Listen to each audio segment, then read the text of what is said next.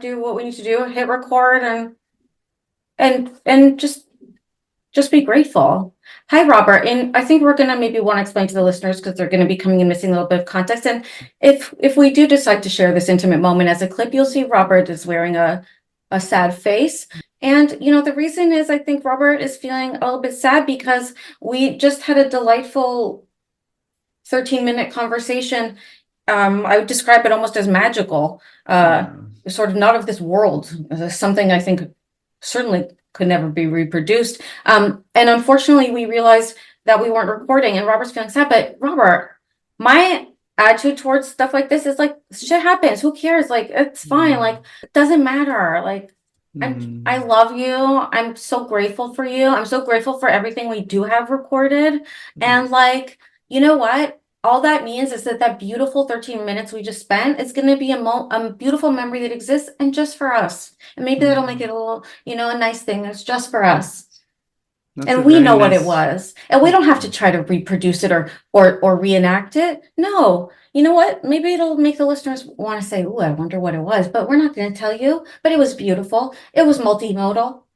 And it was spiritual, it was intellectual, it was emotional, it was smart. I mean, very, very smart things were said and smart comments were made and very humorous, funny jokes. They would win sort of big prize if anyone were to ever see them. It's sort of the biggest prize probably of podcasting. But Robert, I don't feel bad. We sometimes forget to record. Like, think of all the times you have remembered to record and we haven't even said anything about it, That's very thoughtful. Listeners, Pardo is, of course, saying we, but I think we all know the correct pronoun is I. I forgot to record. I forgot to press the record button. Well, we are identical twins, and we know that identical twins have a narcissistic investment in the identity of each other. True. And true. So we are we. We are we. Well, thank you for death dueling me through grieving the last 13 minutes. I needed that. I probably will still need it. We can't tell listeners at all what happened. There was we were rocking out to old jams. There was country music. There was, of course, a delightful story of a guy who thought I was hot. I mean, the hits keep coming. I mean, the wildest thing, honestly, and I'll just say this real quick and then whatever, but such the unusual experience happened. Like, I can't remember the last time I felt this particular sort of sensory and like cognitive experience and sort of perceptual experience, which was that we were listening to some and kind of jamming out to some country to get us in the mood for today's book. And Robert had a song prepared. And as we started listening to it, Robert saying, "Oh, and you are, of course, are recalling this. You were the one who initially introduced it to me 20 whatever years ago at our alma mater, Brandeis University." And I'm saying, the body is keeping score and the body is moving and wiggling kind of to this tune, and the mouth and the tongue are starting to articulate some of the words, and the shoulders are kind of aligning to the rhythms in such a way. And yet the cranial matter is resisting and unable to pinpoint what is this song, the name of it, the artist. And by the end, Robert reminded me, and it was gorgeous. And we're not going to tell you what the song is.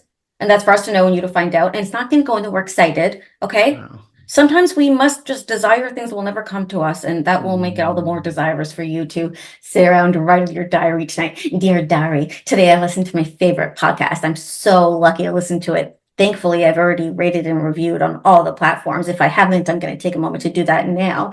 Anyhow, I'm so dying to know, like, what was this wonderful song? And I guess I'm going to just quit my job and think about this for the rest of my life. The thing I love about you is you so accurately capture, I mean, I'm an avid diarist. So you just so accurately capture what it is like to keep a journal or a diary. It's very often you kind of reflect on and then pause in your diary to be like, oh, wait, actually, I'm going to go rate, review, and subscribe right now. You stay there, diary. I'll BRB. Very common.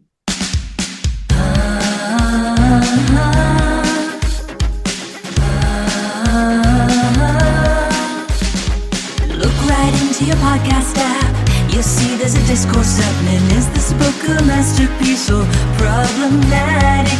One's a lifelong diehard fan, the other's a first-time reader. Both are really smart and funny and attractive. Sweet feather, sweet feather, time trends and hierarchy. Sweet feather, sweet feather, relentless focus on their bodies. Sweet feather, sweet feather, what do they mean by all American? Sweet feather, sweet feather, no sex, just titillation.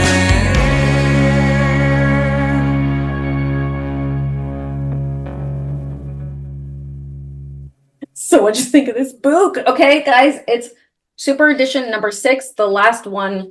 We could call it the last one, or at least the last one of this kind. You know, later they start doing these other kind of weird things, but pretty much it's the last one of this kind. Then we're going to be moving on to the super thrillers. It's super edition number 6, Spring Fever.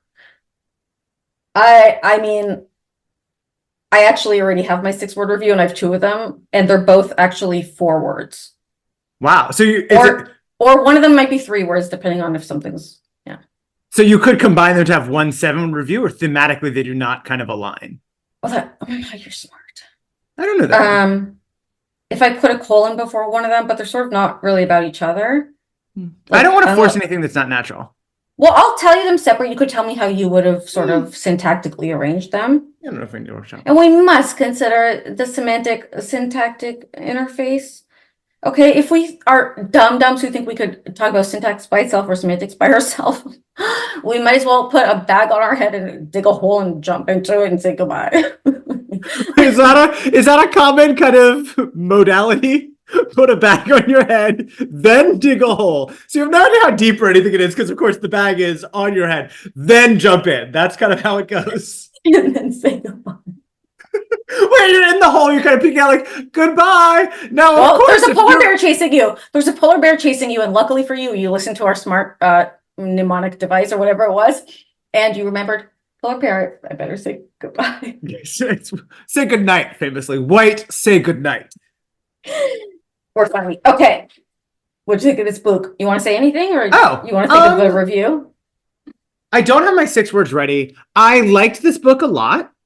I thought this book was very, very predictable, but I loved the predictable nature. Like, there are kind of 3 main plots, all of which are very, very like exactly what you think is going to happen happens. And sometimes you got to say thank you. This book is jokes. I think this book is so much fun. Yeah, plot goofiness, certainly, but there's just like a lot of it is satisfying in terms of like, whereas we wanted winter and didn't get winter, we want a honky tonk and we get a honky tonk, and like there's a lot of fun stuff about it. Okay, my first forward review. Mm-hmm. Now that's a carnival. Yeah. Okay. Yeah. And maybe it's because had just published it, but Winter Carnival we read recently, and like that book did not have anything resembling a carnival in it. It literally had like a pizza party. This book has an actual carnival and has the nerve to not be called Spring Carnival. It's a very, very funny joke. And I think, we talked about it being postmodern. It's actually hilarious. When I saw that there was a carnival and I started reading the details of the carnival and was like, well, is it really carnival? And then saw how much it actually was such a carnival. I'm like, wow, this is powerful. I totally agree. And there is a great moment where they like discuss the carnival. And I'm like, ooh. Francine's aware of what she's doing here. Carnival? Elizabeth and Jessica said, raising their eyebrows at each other. A carnival? Can we go tonight? She had never been to a real carnival before, and she was sure it would be fantastic. Drag that carnival. I just love that Francine is like, literally the last super edition was called Winter Carnival, and this one features the line, she had never been to a real carnival before. They know what they're doing. They're like 16 steps ahead of us, but we're catching up. We're running. It reminds me of the time in Special Christmas, which Suzanne came back to visit them, whatever, and just, like, she was acting like she was sick, but they weren't sure if it was real or not. And Elizabeth is like, maybe she has like a hysterical, some sort of hysterical psychological illness, like I've read about in my social studies class. And it was like, huh. In Crash Landing, Enid actually had that, but they like didn't use any words, and then they like refer to it explicitly later. I'm like, oh my gosh, you guys are like, wow. Okay. They're doing amazing. So that was yours was now that's what I call a carnival. Now that's a carnival. I have one, but it's a pretty big spoiler for one of the big plot points. Is that okay? Same as my second one. Yes, mine also was a spoiler. So yes, go ahead, spoil. Okay. Mine is Hoedown Showdown. He's not a twin. Gorgeous. Thank you. What was yours? Let's just briefly explain what he's not a twin refers to before I say mine. Okay. Jess and Liz, they're visiting their aunt and uncle in Kansas, and they're in this like small town doing honky tonk stuff. Okay. And they meet this hot guy, Alex, and he like looks back and forth between them and looks back and forth between them and is like, and I have a brother called Brad, and he actually has all the same interests as you, Liz, and maybe you would like to be his friend. And she's like, is this so? And he looks back and forth between them, looks back and forth between them, and goes, but I can only go out in the evenings, and he can only go out in the daylight. So we must never cross paths. Unfortunately, although it would be so nice to double date, and we're identical twins just like you two. And so Liz goes out with him in the daytime, and with Brad, the twin brother, in the daytime, and Jessica goes out with Alex, the horse one, in the evenings, and they ride horses and fall in love. And well, turns out, unfortunately, you know, he's not a twin. Okay, he's not a twin. Sometimes they're not twins. And it gets revealed when he cuts his hand, and Elizabeth sees it when he's Brad, and then she sees him later as Alex, and he's still got a cut on his hand. So that's that. So that's what Robert was referring to, not a twin. Okay, mine might require some explanation, but I don't know if you're familiar with this reference. Okay, mine is a honky-tonk pokeroo. You know pokeroo? It's Canadian. Okay, but we might have talked about it in the past. A honky-tonk pokeroo. What does this mean? Pokeroo was, I don't know if it's beloved. I mean, the show was beloved. A character from a beloved Canadian children's television show called The Polka Dot Door. The Polka Dot Door was live action. It was set in this like quote unquote house, and there's like two adult hosts, and there's a little chest of toys, and then stuff happens, and then sometimes they look through the polka dot door and they take you to like a factory where they make crayons, and you learn about making crayons. And like sometimes they like do crafts, like sometimes they do stuff like in their quote unquote like outside playground area, or like I don't know what. Anyhow, how does pokeroo fit into this? Pokeroo is a creature, a very, very tall creature, maybe, I don't know, 8 feet tall, something like this. Probably Barney, a little taller than Barney. Barney's very tall. So maybe Barney height. I don't know. We should actually look it up after. So pokeroo is just this creature who has polka dots on them and like just shows up sometimes, and like shows up in the outside area and like hangs out, plays, maybe does like pranks or tricks, and like it's just part of the gang, but like doesn't talk, I think. And it like, I will never forget, and I don't remember how old I was, but I hadn't noticed that whenever pokeroo showed up, one of the hosts was gone. And every time the host came back, they would say, Pokeroo was here? I just missed him. And as a child, you're so frustrated. Oh, he just missed Pokeroo again. They're always missing Pokeroo, one of them. What star? This one. The Pokeroo gave it to me. Pokeroo was here? And I missed him again. The Pokeroo is here. The Pokeroo was here, and I missed him again? The Pokeroo here? And I missed him again? Oh. Pokeroo was here, and now he's gone, I think. Pokeroo was here, and I missed him again? The Pokeroo was here? Yes, he just came back from a trip. Oh, I missed him again. And why must always one be missing the Pokeroo? Okay, because Pokeroo's the other host. Yeah. Okay, so Canadian children will be primed to recognize a Pokeroo situation. Oh. Okay, you know, when two people can't be in one room, you know that's a Pokeroo. I love it. I'm envisioning, because this was a honky-tonk southerny book, I'm envisioning Jeff Foxworthy's next stand-up special, like, it might be a Pokeroo. How great would that be? If your two boyfriends can't be in the same room at the same time, it might be a pokeroo. I feel like there's something there. But can I tell you something random? And Oh. I'll have to probably cut it because it like references the story we told in the before times. So this is another story about how I'm hot. That's what you're gonna. It is that, yeah. So when you were like, I don't know, making eyes at this a cappella singer in the classroom, Wait, it really is about that? yeah. And you emailed them, you were like, I loved your performance, and I am in the habit of just emailing people I have no sexual interest in to tell them how great they are at a cappella. It was 2003. Who knew what email etiquette was? No, I mean, no, of course, Robert, please. I've done this millions of times. Never gotten an answer. Okay. And he writes back like something, I could tell you liked it. I did find that very funny.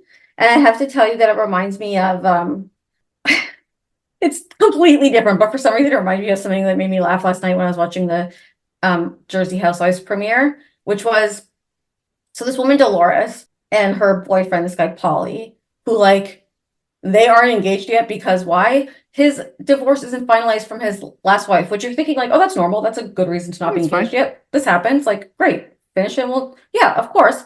How long has when did he start the divorce from his last wife? 10 years. All right. So we got some questions for Polly, a lot of questions for Polly. Actually, I'm not going to get into it. But there's a scene where they're going into this like restaurant or something for a surprise party for another cast member, okay, birthday, okay? And sometimes they have to just make conversation, and you know, not all of them are necessarily as comfortable on TV as each other. And sometimes they just make conversation, like, you know how Alice in the book was like, Mexican food, it has to always be chopped in small pieces. And like, she just sort of is like, lorem ipsum, like peas and carrots, like type of stuff.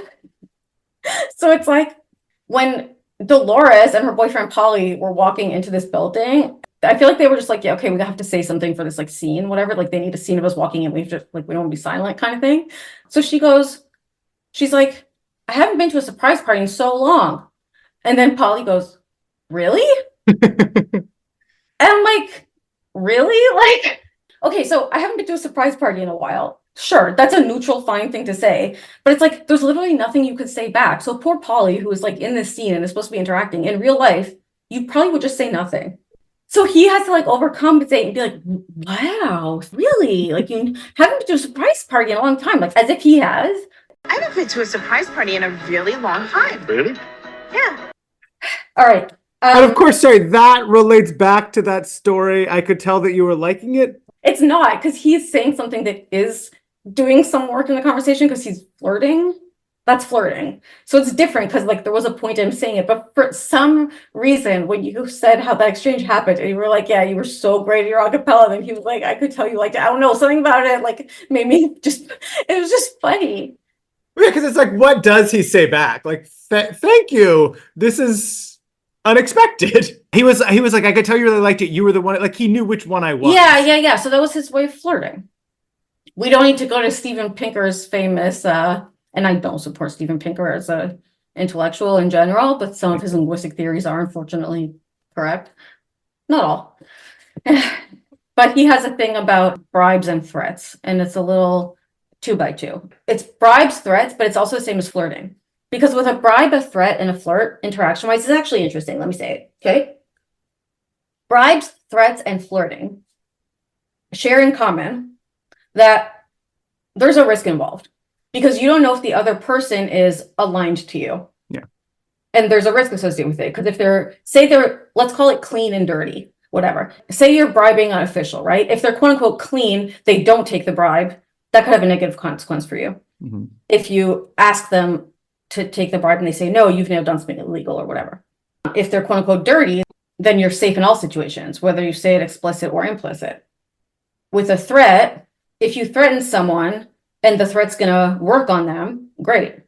It doesn't matter how you say it. If the threat's not gonna work on them, making a threat is also like illegal, right? So you gotta do implicit. Same with flirting. If the person likes you, it doesn't matter if it's explicit or implicit. If they don't like you, you're taking a risk. And that's why people formulate these types of interactions in ambiguous or indirect or implicit ways, because to be explicit puts you at risk depending on which part of the sort of Punnett square you fall. So Polly's really was actually a threat, an implicit threat.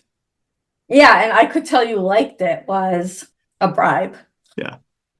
Let's set the scene, okay? So what do we know about Walkersville, and what do we know about Aunt Shirley and Uncle Herman? They are Alice's aunt and uncle. Right. But so they are like our great age. aunt and great uncle. They're like 60s. Yeah, they're 60s, and they're like kindly people, and there's some anxiety setting up the trip that Alex is basically expresses of like, guys, like this is a small town, like things are more conservative there, and like aunt and uncle have big status, and he's actually the mayor.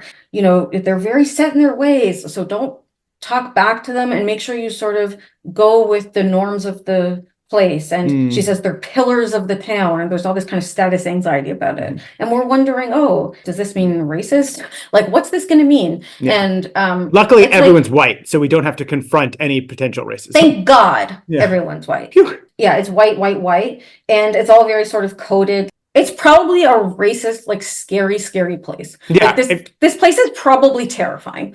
But for these girls, and for how this is written, is that it's like this charming, lovely place. And it's like auntie and uncle's like conservativeness never gets like actually like political, but there's all this coded stuff. Like, for example, like there's this thing of like, so the carnival's in town, and they tell the girls like, it's understood that, you know, there's these boys that are carnies, and they're the ones who work at the carnival, and I think I wrote down the exact language. They come from different backgrounds. And it's like, I'm sure you know what I mean. Like they're kind of rough or whatever. And it's like, huh. It's like, yeah, I'm horny for that. Yeah. Keep talking. And it's like, yeah, but it's like, so she says stuff like they come from different backgrounds. They're not like the right sort of people. It's like, if this was actually talking about what it was talking about, like this type of talk would be like racist. Like, I think she's talking about class more, but but like, I don't know. Yeah, So, it's all bound up together. It's very regressive. it's gross. It's But- very gross. But There's also like some misogyny and some like kind of benevolent sexism of the protecting of the girls, and the way that great aunt and great uncle like are trying to take care of them, and like you don't understand. And there's like, it's very, very like almost puritanical. yeah, and it's framed as like, oh, they're not like auntie and uncle aren't used to teenagers. Like, Why they're not have they had a used- teenager in the house before? When's the last time they had a teenager in the house? They say like 6 or 8 times, oh, girls, I'm so sorry. The last time we had a teenager in the house was when your Alice mom was visited. here. So Alice way- visited when she was 16. And so all they can talk about is when Alice was here versus when the twins are here. And there's a lot there. Yeah, and I have some stuff to talk about vis-a-vis the family tree and so on. But Obviously. so yeah, everything gets sort of conflated into like the norms. This idea of being respectful to the aunt and uncle, all these things get included under it, such as how you dress. So they tell Jessica like, tone it down because she's wearing cool stuff, or respecting their curfew, like not going out at night, and not going with carnies to a square dance is a way of respecting the aunt and uncle, and all these different things. But a lot of these are, like you say, either oppressive, sexist, whatever. And it's like, yeah, some of them seem pretty extreme. Like they won't let them go anywhere by themselves, which is one thing, which I'm like, okay, it's weird. But then also there's one scene where they're like walking all together through the town, and Jessica's like, oh, I'm going to jump into that craft shop across the street. And they're like, huh? Yeah. It's like, guys, what? So it's, yeah. But the thing I liked about it was that I loved Jessica in this book because, first of all, I loved that she had a very real curiosity and appreciation for the town. She was like, oh, this trip might be kind of boring, whatever. Like, I don't know if I need to do this for my vacation, but like, she actually was really into it and like genuinely interested. And then she found ways to assert herself, I think very reasonably for a lot of it, when the Shirley was like trying to police what she wore and things like this. Like she's like, let me wear what I want. And like, she was right. And Elizabeth was, I think, wrong in some cases of like trying to enforce some of those things, you know, telling Jessica she shouldn't maybe sneak out against their wishes to follow those rules is maybe taking it to another level or whatever. But the point is, Jessica was in this like oppressive regime, and it was nice to see her like resist against it. And I think kind of win in the end, because in the end, the grandparents did tell them, like, oh, sorry, we were being too strict. Like, of course, we're not used to teenagers, blah, blah, blah. But like, now we've seen you, Jessica, be a hero vis-a-vis a horse, which we'll explain in a second. So it was nice to see that get, at least in some way, recognized. And then one other thing I want to say about how Jessica was amazing in this book, which is that in another plot, she gets blackmailed by this girl. And through that whole scenario of like this girl being a bitch to her, like when they arrive, and then the blackmail, and then the end when they make nice, like Jessica was great. Like she was really kind and friendly in the beginning, even when like some people were being rude. Like she did keep being polite, and she was never like rude back. And then when the girl blackmailed her, she was just like, this is annoying, but whatever. And then when the girl made nice, she was like so gracious about it. She was really mature in that way. So I was so impressed with her. Me too. I think it would be useful probably for listeners for us to kind of do a little bit more plot work before we really Yes. get into kind of the deeper stuff.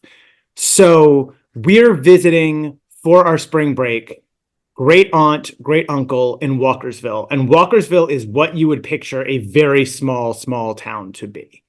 And Pardo has already covered kind of the aunt and uncle of it all. They're very protective. They're very kind of overbearing. They do it all in a very sweet way, but they're trying to control every aspect of the girls' lives.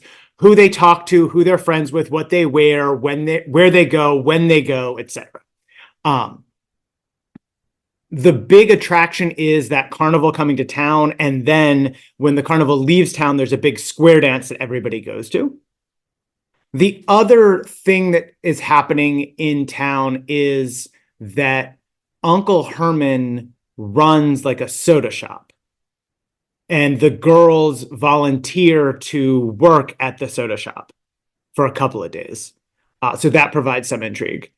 And then the kind of interpersonal shenanigans that Pardo was getting into was this girl, Annie Sue Sawyer, who is kind of the queen bee, the Jessica, she wishes, of Walkersville. And she is openly hostile to Liz and Jess from the absolute beginning. And at the very beginning, it's like, oh, I guess Jess is kind of flirting with her boyfriend before Jess knows that it's her boyfriend, Dennis. But then it just becomes very clear that like Annie Sue has a bee in her bonnet, so to speak. And bless her heart, she is going to make Jess and Liz's lives terrible. And the main way that she does this at the beginning is that her grandmother, Annie Sue's grandmother, contacts our aunt and says, oh, I'm going to have the girls over for a day at the farm and we'll have lunch and it'll be lovely. And so Liz and Jess go to the farm. Annie Sue isn't there, but her sister Janie, who is 9, is, and leads them on like a torturous tour of the farm. And then it's time to have lunch. And then the girls don't show up and they get stood up. And that's like the big wicked thing that Annie Sue does. Just explain what's a torturous tour of the farm. She makes her like milk the cow from the wrong side to try to make the cow kick her. She like leads them into a forest and then like makes them get lost and runs away and like some other stuff. Yeah. Meanwhile, at the carnival, we've already talked about this. Liz and Jess meet Alex, who is a very, very sexy farmhand horse handler. He's in college, so he's like probably 20. Barney. There's actually, they go out of their way to try and distinguish him from a carny. They keep saying like, oh, his dad owns the whole carnival and he's in college. So they're like kind of buying into this social stratus split between carny and non-carny. And instead of saying like, I don't believe in that, I love anyone regardless of their carny status, they're like, oh, no, he's not a carny because he's privileged because his dad owns the whole thing.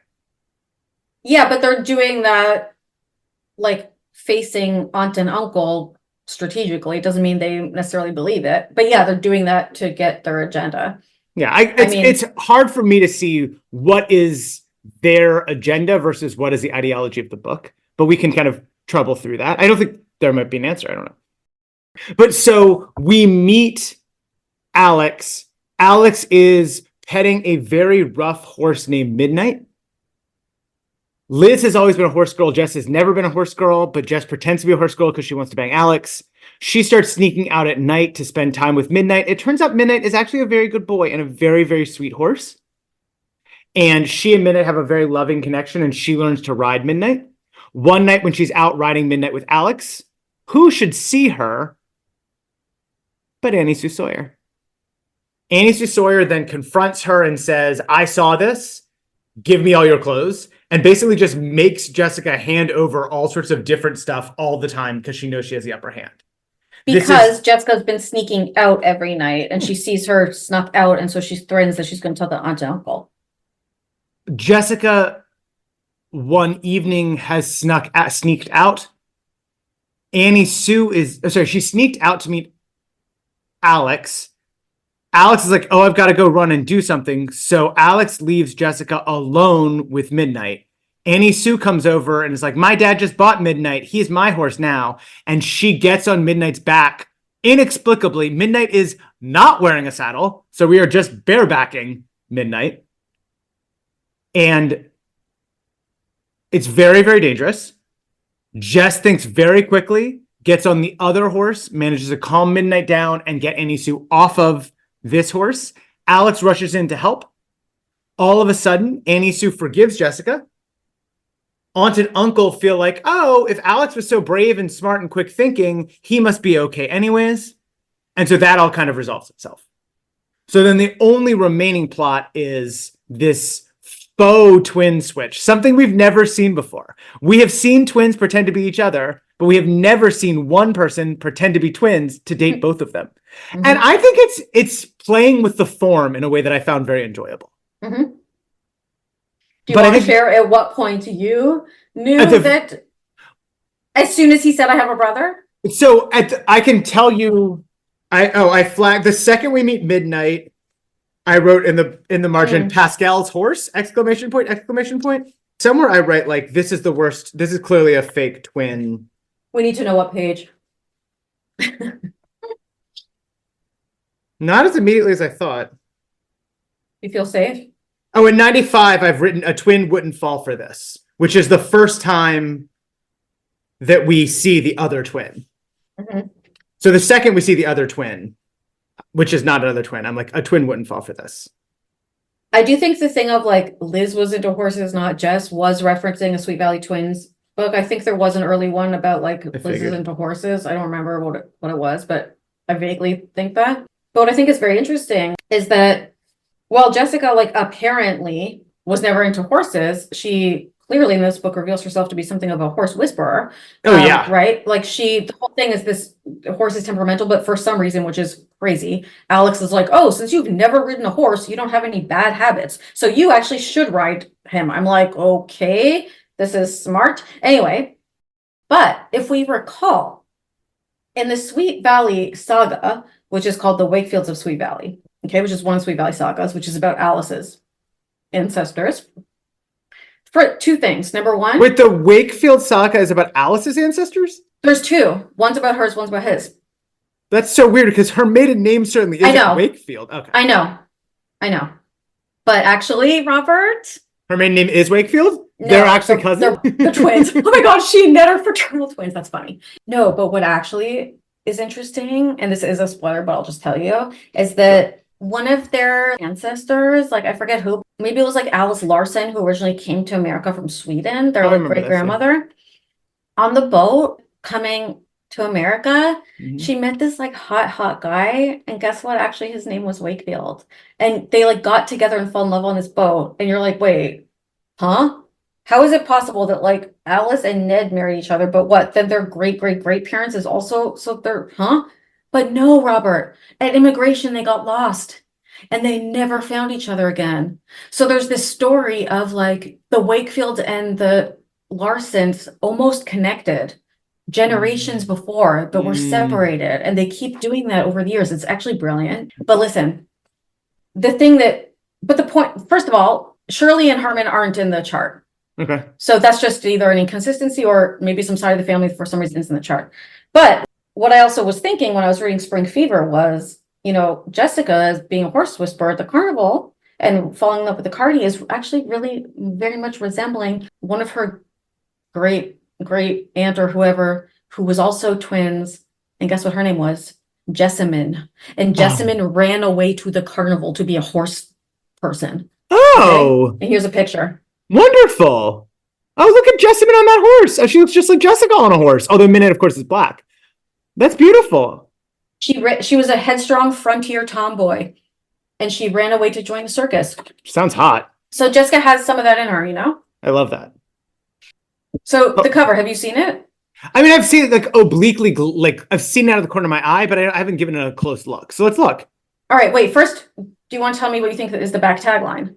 Oh, there's no front tagline? There's always only a back one in these, and it is back style. Small town charm, ... It's not gonna, you're not gonna expect it, but they're gonna say, okay. But it's not interesting. Oh. But it isn't. It's not interesting. Let me tell you. No, I mean, is there any way you can give me a clue that's not just nothing? It has nothing to do with themes around being in the place that they are. It's not like farm or... A break to remember? No. No. It is about something, but it's only like after you read it that you're like, oh, I now understand there's a little meaning. But it's like apparently banal. Like it seems banal, but then you're like, oh, they chose it for this one for this reason. Like this could have, like, for example, this is the kind of one that you could have it on any Sweet Valley High book. But so if you just read it, you'd be like, okay, that's whatever. But after you read the book, it is about something about the book. It's a wink, it's a nod. That's the only clue I can tell you. Anything else, I'm just really, at this point, we're just... Twin intrigue, ... Yes, but no.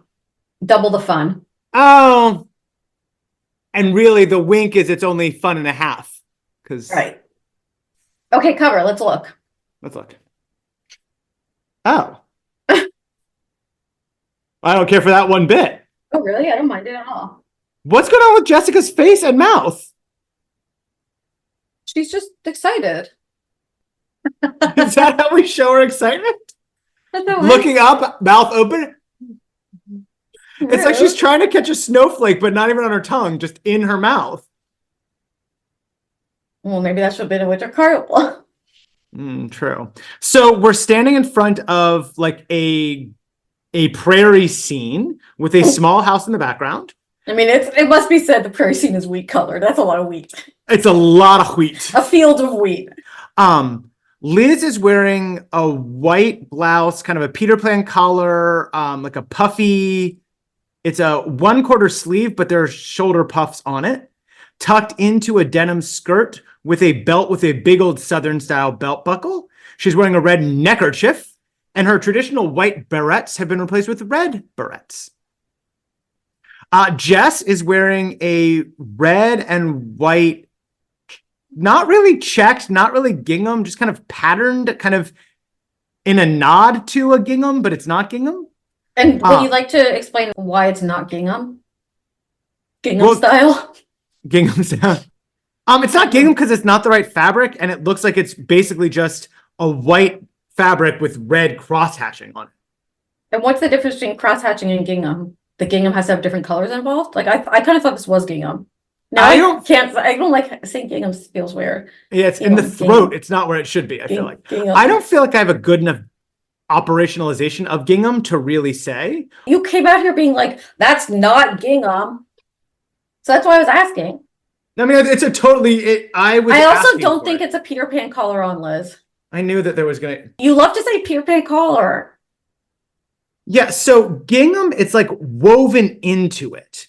So like the fabric itself is like white and, can you see that? And this, it doesn't look like the checks are woven into it. It looks more like artistically done. I guess because it's a painting on the front of a book. What, that's not embroidered? It shouldn't be embroidered. It should be, I don't know. It doesn't feel like gingham to me. Fashionista listeners, this is feeling please. Like split level home. I think we're both we both have a vague idea of what it is. We're probably both somewhere in the ballpark on different sides, but we both don't really know. We're close, but we don't really know. Okay. It's an ugly dress. It's got a plunging neckline. It's got weird. You think that's plunging? I mean, I can see the start of Clevada. The start. If it was plunging, you'd see the finish. I mean, I think we are meant to see this as, I mean, her full neck and chest are out. I think they actually make a point at specifying the level of modesty of the neckline of this actual dress in the book. Because I noted it. This is the dress that she borrows from Annie Sue. Mm-hmm. I don't have it written down, but they do say something like it was revealing, but not too revealing. It was still modest or something. And because I remember being like, huh. Anyhow.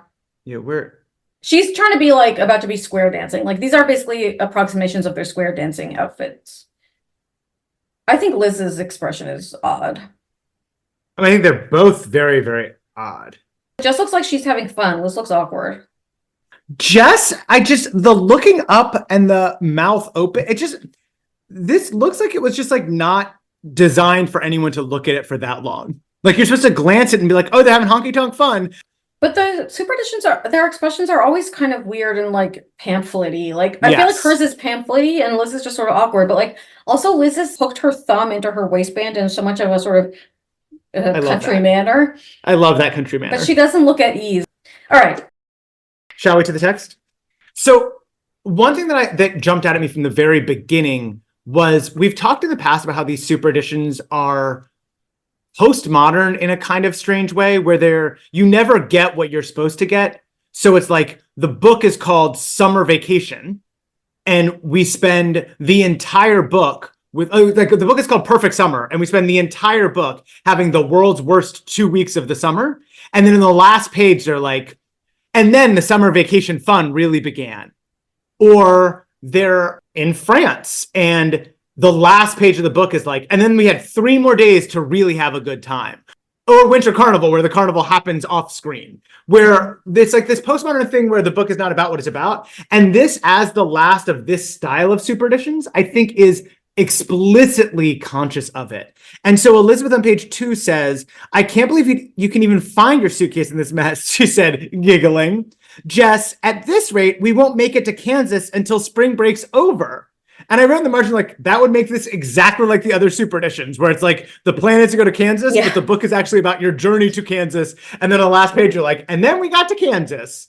But because they're so conscious of that postmodernity, this book, they actually get to Kansas. Right. In this book, the twist is we actually do get the thing we were promised. It's like we've spent so long subverting expectations that when we meet expectations, it's its own subversion.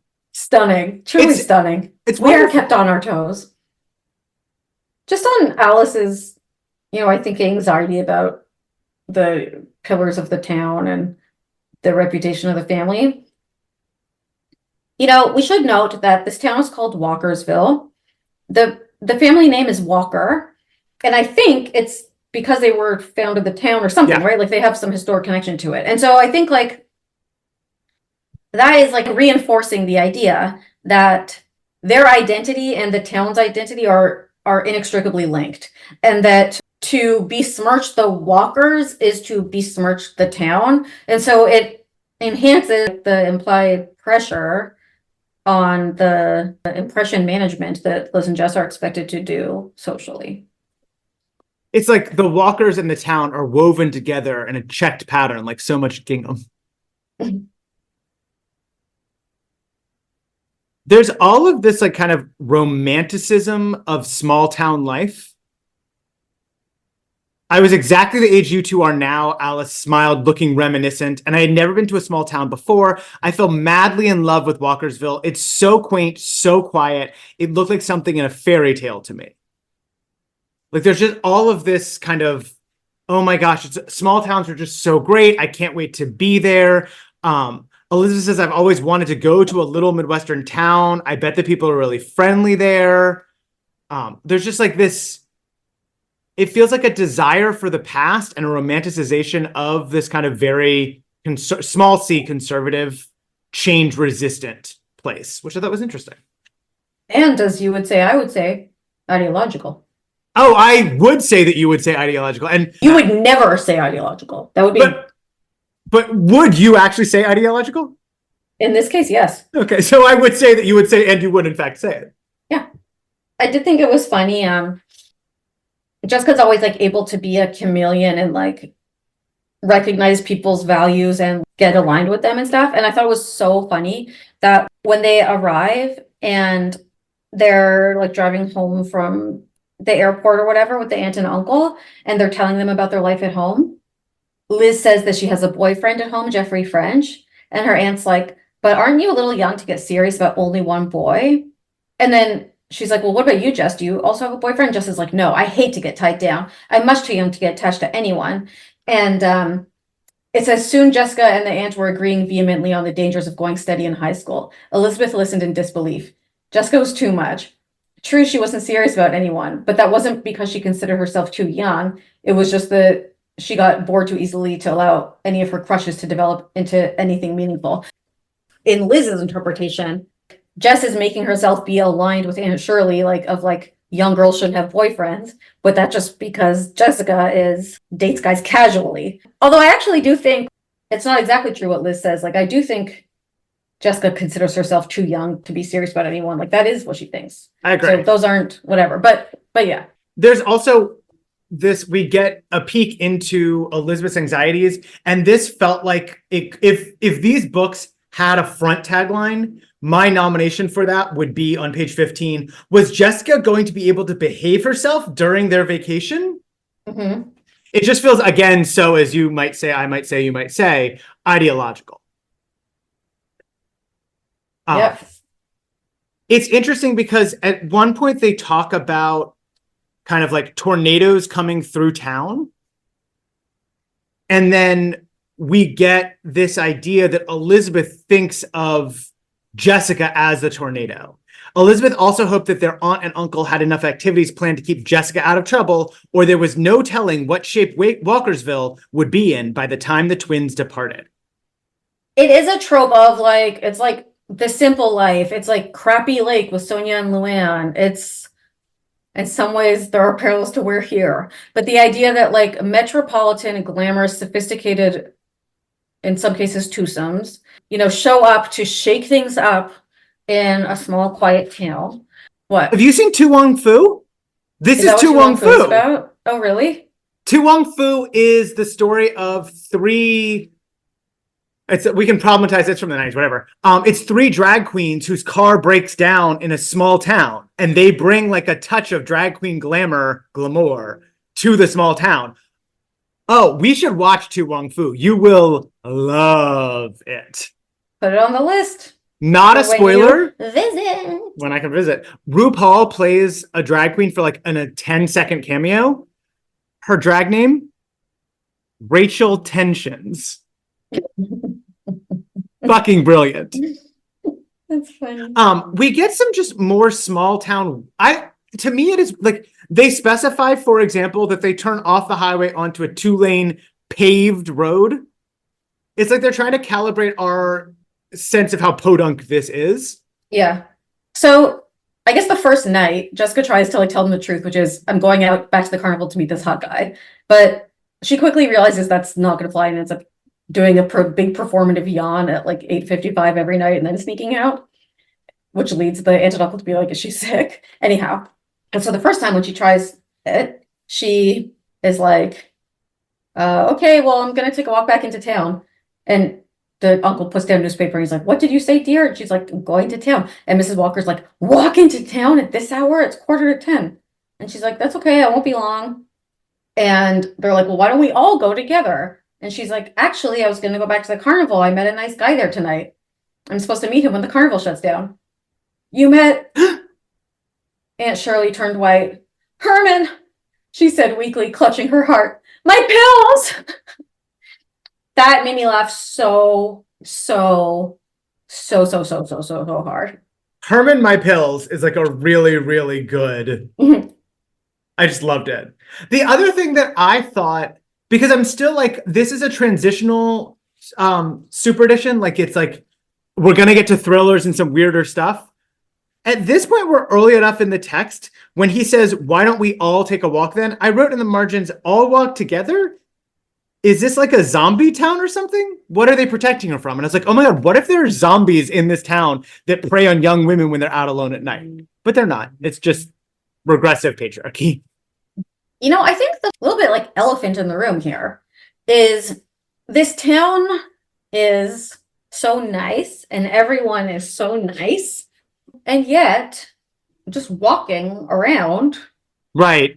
puts one in a threatening situation. And so if everyone, like, there's no talk of violence. It's not like they're like saying, oh, we don't want you walking around at night and actually girls have been attacked, or like actually there's a bunch of gang violence, or like actually like there's some drunks. I don't know, like they don't say anything, but it's just implied that it's just like inherently unsafe for a woman to be in the public sphere Yeah. alone. And like that is sad. It's sad and scary. There's a random funny storyline. Jessica becomes like an influencer. I love this. Liz is like, how come they're all wearing headbands that look like Jessica's? Basically, all the girls start dressing like Jessica. She's so cool. It's funny. There's the passage where Jessica first rides Midnight, and it's very much reminiscent of when Liz gets back on the back of the motorcycle. The next hour was one of the most wonderful Jessica could remember.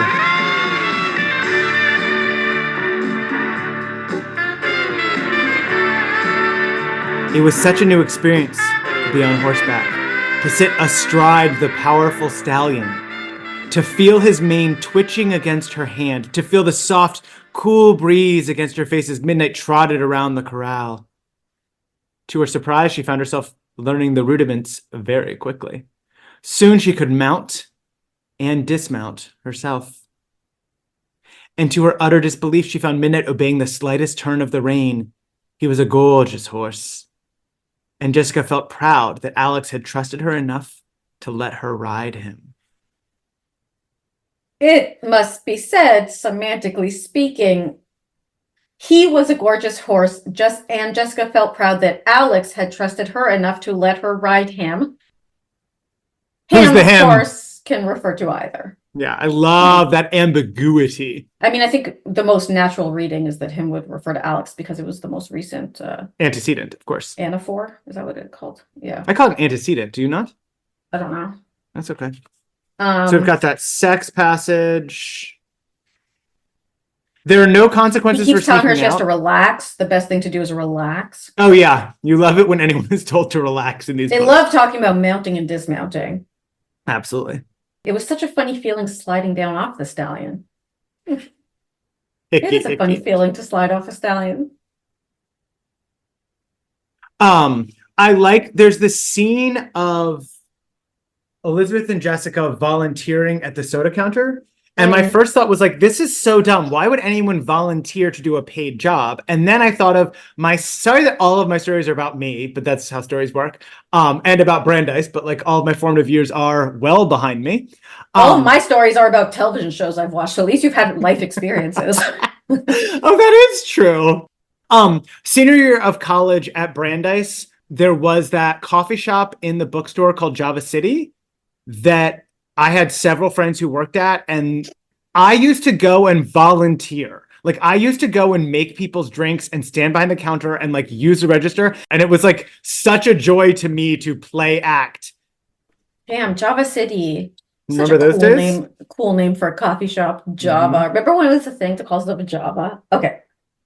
Oh, I used to always get like a chamomile London fog there. Oh, It was like my signature. is that where I got that from? You know what I drink all the time now is a chamomile lemon fog. Seriously? Yeah, all the time. Wow. Robert, yeah. I basically invented that. You were so formative to me. Yeah, that song that we won't tell anyone, and this. Yep. There's some cute like flipping burgers. One thing that I thought was interesting was some like slippage, and I don't know if it's semantic slippage or what, but Annie Sue comes in when the girls are working, and Dennis is having ice cream. Dennis is Annie Sue's boyfriend, who's been flirting with Jess, but whatever. We're just having some ice cream, Annie Sue. Don't get all bent out of shape. The twins stared at each other uncomfortably. We heard the Walker twins were playing waitress for the day. Having fun, you two? Annie Sue went on, putting her hands on her hips and glaring at the twins. The Walker twins.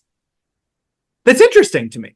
I mean, they're famously the Wakefield twins, but we've talked a lot about the like, you can't besmirch the name. You can't like Walkers are synonymous with the town. He's the mayor. And so she calls them the Walker twins, like to knit them ever more tightly into all of this fabric. I just thought it was like an interesting thing. Well, I think it's also her saying, we don't care what's relevant to your life. Walker situates it within contextual relevance for her. So she's sort of saying, you're on our turf now, even if they are associated with the powerful Walkers. It's like Wakefield doesn't mean anything here. Yeah, exactly. And there's like this loss of identity that does, of course, happen when one goes on vacances, on holiday. Yes, and one takes an assumed name, as it were, Mr. as it Ripley scenario. A what scenario? Talented Mr. Ripley. I haven't seen no spoilers, please. Nope, don't do this I'm thing. not going to The movie's spoil been for 30 years. No, I'm not going to spoil. I just want to know why. There are lots and lots of movies I haven't seen. I would love to see it. Okay, add it to the list. All right. We get the fake twin swap basically immediately. Like, so you said, when did you know? The meeting with quote unquote Brad, Alex had to make arrangements to have midnight trailed. Our schedules are totally opposite. He was afraid we'd never get a chance otherwise. And I just wrote in the margins, wait, is this a fake twin swap? And I think a fake twin swap is such a brilliant and beautiful thing to do. Brad's talking about how much he likes to write poetry. I wrote something offensive in the margin, so I'm not going to read that aloud to the group. What? I wrote that it was like really gay that he likes to write poetry, but I actually wrote an unkind word for gay people. Oops. I mean, I use it as a term of endearment for myself, but I don't know how Brad, who is a fictional character within a book, like he doesn't even exist within the book. We don't know how he'd receive it. That's fine. The tension that we haven't really talked about is the fact that Liz is falling for this fake twin, and she keeps being like, "Oh, but what about Jeffrey?" And then she says, "Let's only meet in the afternoons." She couldn't help feeling relieved that their meetings would be confined to the afternoons. Considering how much she liked Brad already, it would simplify her life if their dates only took place during the day. Much less romantic. Okay, mental gymnastics. Like, what are you doing here? And then, like, the way that gets resolved is that basically on their next date, she's like, I don't feel the flutter I felt last time when I saw him. And he doesn't seem also that interested in me. He's pretty much just asking me questions about Jessica. So it's like, oh, okay, they both just aren't feeling it. And that's basically what solves not only her potential internal conflict about do I cheat on Jeffrey or do I like Jeffrey or not, but also it solves the fact of this guy's fake and Brad doesn't exist because Liz doesn't care as much when she finds out, and she basically forgives him immediately. Like, she sort of quote unquote does a little bullshit scheme against him at the square dance where she and Annie Sue, who are now friends, like keep him busy square dancing. It would have worked better on TV. This is not a gag for a book. Yeah. But apparently that was humorous. And then she's like, well, I guess I've tortured him enough. And he's like, I'm sorry. I really like Jess. And she's like, okay, great. I forgive you. And let me give you a kiss on the cheek and I'll never tell her. Have fun. Bye. So that was weird. I mean, it was a new kind of emergency. You know, we've seen medical emergency. We've seen, am I going to be sexually assaulted emergency? We've seen an emergency happened, but it was a dream. You know, we've seen a motorcycle crash.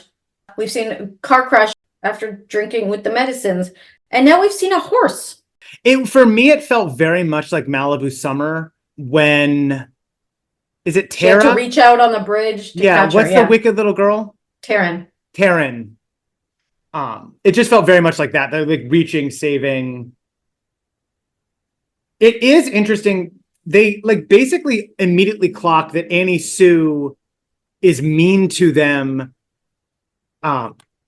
because of her fear of losing control over the girls in town.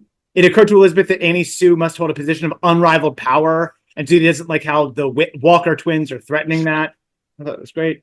Well, fractal recursion, you know, you said she's the Jessica of Walkers, whatever, so they can recognize this dynamic. I love it. Fake Brad has this line that I really like, which is that he's never seen the ocean, but when I look at you, it's a little bit like seeing the ocean for the first time. Yeah, that was very special. Yeah. I mean, he's not a real person, so it was hard to get that moved by it. But actually, he actually is a real person, and that's actually just a different side of him. The same way that Jamie Galbraith was like a fake persona, but it's like actually a real side of Tony Sargent, which is like the side of him that actually could have maybe gone to Yale if he was actually a famous pop star, and that actually is real. He actually does like jazz records, And he actually does like being smart and reading books. And maybe Alex also wishes that sometimes he could express his sides of him that is actually Brad. I can see that. I think that's beautiful. People don't like him, even though he looks good in a pair of overalls and a flannel shirt. I like him. I don't care. Lie to me. Tell me lies. Tell me sweet little lies. I must have been super invested in this book. Mm-hmm. Because when Annie Sue Sawyer sees Jessica and Alex out at night, I circled Annie Sue Sawyer's name and wrote, no, with 5 O's. So I guess it's stressful. Care. It's stressful because not knowing that, because here's the thing, like, if there wouldn't have been the horse emergency at the end, and aunt and uncle came and saw her just making out with Carnival Guy, not literally saving a life, she would have been in the actual deepest shit. The aunt and uncle would have been so mad. Her parents would have killed her. So thank God there was that moment of heroism. Yeah. Seriously, what do you think they would have done? If they I think they would have gone berserk. Listeners, keep in mind that when Shirley and Herman find out that the twins are going on a double date, they're like, well, I wish you would have asked us before solidifying your plans. Like, we haven't met them. We don't know their families. What if we all just go together? So weird. So bizarre. I was like, is this one of their kinks or something? It's like those perverted, like, father-daughter, like, I'm gonna promise you, daddy, that I'm never gonna have sex with anyone, like, dances that they do in weird places. Yeah, this is all... I think we've kind of... done our due diligence, because we're not here to have fun. We're not here to have fun. Yeah, the chemistry plot moment for me of this book is Liz figures out that the twin swap is fake, or there's a fake twin swap and Brad doesn't exist. And she's like, she confronts him, but then she says, I'll keep your secret from Jessica. You've got to figure out how to explain where Brad is tomorrow, but like, I won't tell her. It's like, that is so powerfully weird. It's so crazy.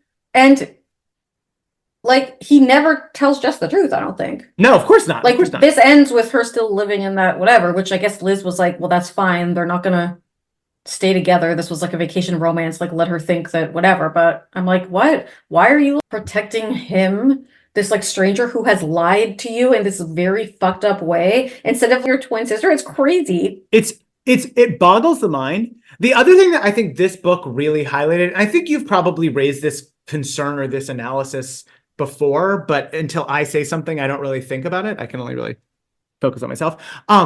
This book really makes it clear the way that Jess has a code of ethics. Jess has a like morality that she sticks to. And like, sometimes she lies and sometimes she cheats and sometimes she steals, but like, she knows why, she can justify it. She's consistent.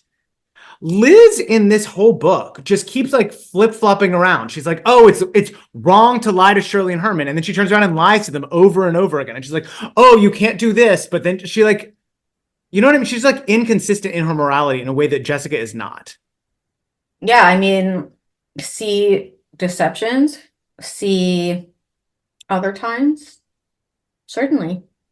And like, she's fine to lie by omission to her sister about this huge thing. I mean, maybe it's also the postmodernity of knowing that this is a liminal space. And so Liz is like, what are the stakes? This isn't a main book. So. Yeah, sort of like how if she would have hooked up with Brad, they might have also just done that with her and Jeffrey. Or like if she and Brad would have become romantic, even if they didn't actually hook up, like with Renee. Maybe these boyfriends don't count. I do think there's something like that. Whereas it felt like with Nicholas Morrow, when she goes on those weird dates with him, that felt very high stakes. Whereas in this liminal space, it's like basically the same situation, but it matters much less. Because like these guys are never mentioned again. Remember with Jean Paul? It was like Jessica was like really in love. And it's like he's never mentioned again. Yeah, and then it hurts. And then there was also one that was like when Liz had her thing with Tony Sargent, it was like the most profound, deep connection she had ever had with anyone. That's never mentioned again. He wrote a song about her. I'd love to know how you feel about moving into the thrillers. Very pro. I mean, I for the last couple, I've been like, oh, is this going to turn into a backdoor thriller? And I wanted this to turn into a backdoor thriller, and it didn't. But so I'm ready for that. What's our next mainstream book? Johanna and Peter. Oh, for fuck's sake, Johanna. Last chance. She went away for a year, and now she's back, and we do not care. It's not a bad one. I like it. Okay. I mean, even the bad ones are good ones. I've been liking the side character ones lately a lot. Okay. It sort of reminds me of whenever I used to watch SNL, I would always notice when they had big celebrities, the show would never be as, at least for me, I felt like it was never as good as like when it was people that weren't as famous. You would always expect like the big famous hosts would be the good shows, but like always the other ones were better. And I'm like, oh, maybe they're trying more hard or something. The secondary character books, you go into it being like, oh, where's Jess and Liz? But I don't know. I find the stories and the insights so interesting. There's always something interesting about it for me. The dynamics and the psychology in these people. Yeah. Your comment on the psychology and the dynamics remind this book. Some of the stuff that's interesting about the fake twin swap is that Brad as Alex says some things that are very true twin wise. And it's like, how did you know that? He says something about how his brother was born a couple of minutes before and acts like the older brother. And I was like, how did you get that? Yeah. And he also talks about compensation of like making more extreme your personality differences to compensate for your identicalness. Ooh, you know what would be a really dark reading? That he had a twin who died. And like, it's Brad. It's a spoiler alert. I'm about to spoil something. I'm about to spoil a movie. What movie? Good Night, Mommy. Oh, Good Night, Mommy. You've spoiled that movie on this podcast. Fine. Well, in Good Night, Mommy, it turns out like basically the whole time there's twins, and he's like talking to whatever, and the end you realize the twin's dead. He's diluting it. So it could be that this is, or like remember how Jack in Showdown, he was talking about his sister and how they love to go scuba diving. The sister had like been dead for years from the boating accident. Maybe that's what happened with this guy and Brad. I think that's what happened. Ooh, and maybe he was actually born Brad, but he took on the identity of his brother when he died because they had actually switched places during the death. And so then when the death happened, everyone thought the corpse was actually him. And he was like, let me keep this lie because I think he had a better life than me because he got to be the one riding horses and I always had to be the nerd. But then when he starts being the riding horses one, he actually learns that his brother had some deep, dark secrets and maybe his life wasn't so good. Maybe he should have not gotten what he wished for. And that is a plot of another twin book I read. I think I told you about it, but there was on a ski mountain when it happened. They switch places, then one dies, the other one pretends to be the other one. I love that. It was creepy. Very rich. All right, wrapping it up. It's been a long time since I've been to a surprise party. Oh my god, really? It's so funny. Thanks for listening to Sweet Valley Hive, hosted by Robert Marks and Rebecca Pardo. For more, check out our Instagram at Sweet Valley Hive. Theme song by Yessie and artwork by Elliot Carroll.